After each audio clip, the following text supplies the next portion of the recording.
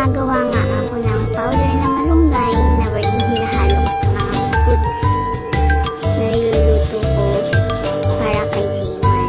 Kasi nga hindi siya mahilig sa gulay, so kailangan natin ng konting technique. Para ikaw na lang din mismo ang gumawa ng sarili mong giniling and all. So yan na nga. May maingay sa background ko. Bili-bili daw ng cellphone.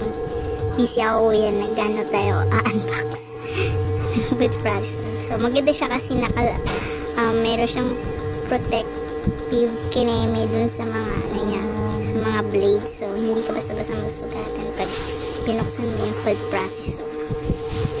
So syempre, pag gagamitin mo, tanggalin mo din siya ulit. So thank you, Gaabor!